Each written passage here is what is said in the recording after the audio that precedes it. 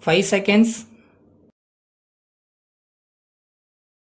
Start. Ladies and gentlemen, I have great pleasure to be with you today to take part in the annual general meeting of the Indian Chamber of Commerce and Industries, Calcutta. At the outset, I would like to thank the organizers for inviting me to address this meeting. You are very well aware that our 5-year plans have given a big hope to our people for a better future. There are signs of development in our farms and factories. By and large, there has been a commendable display of mutual goodwill between different sections of our ancient society. I am aware that we are passing through a rather difficult period at the present moment, particularly in regard to economic conditions in our country. Unfortunately, agricultural production during the last few years did not show us great an increase as was expected at one time.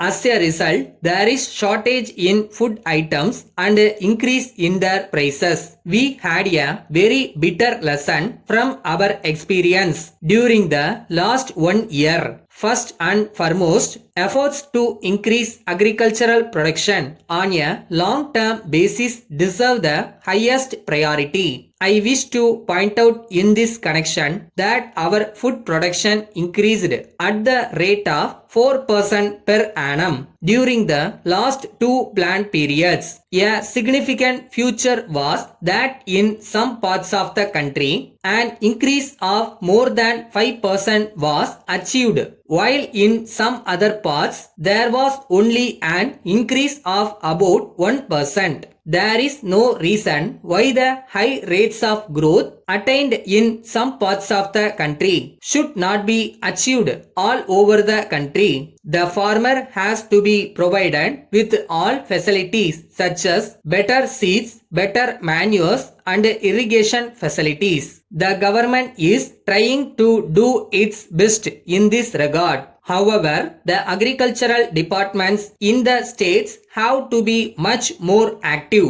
They must have more accurate figures about the production of different crops. The government must not only work for the supply of all the facilities required by the farmers, but it must also see to it that they are fully utilized. There must be a common and consistent link between these departments and the farmers so that one helps and supports the other. The assent in the next 5-year plan must be on the well-being of the common man. In the course of the next 10 years or so, it will be our aim to ensure a minimum living standard to our people. In the realization of this objective, the private sector will necessarily have to play an important role. With this in view, the investment envisaged in the private sector as a whole would be more than 40% of the total investment in the next 5-year plan. We in India are very well aware that industrialization is also important for the economic development of our country. It is essential because it increases the supply of goods which people need. It also provides employment and livelihood to our growing population in a much faster way. We are also aware that there are many difficulties in the way of setting up new industries. The shortage of foreign exchange is the major problem. I am, however, happy to tell you that many developed countries in the world have come forward to help us in the matter of setting up new industries in India. We are much thankful to these countries. I once again thank you for the opportunity given to me and wish you success in your deliberations. letter from Messrs. Brown and Company, London, to the Executive Director, National Enterprises Limited, Bombay. Dear Sir, we have great pleasure in acknowledging the receipt of your letter of the 25th instant. We thank you very much for your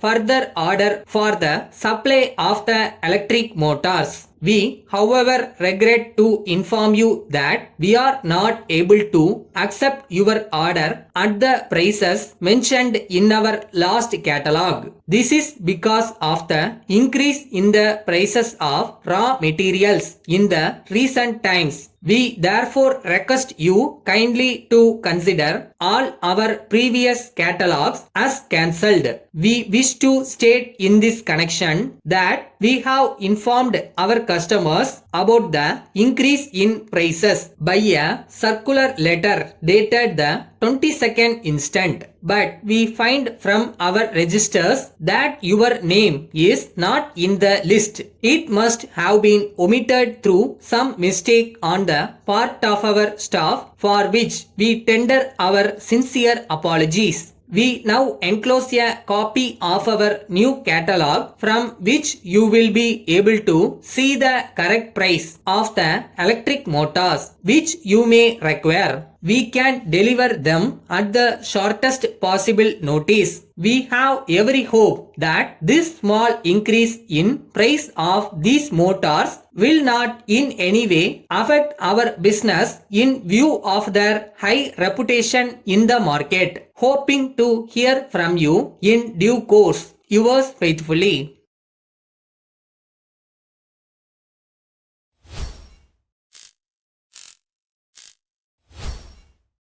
என்னப்பா சும்மா கனவு கண்டுட்டே இருந்தா போதுமா?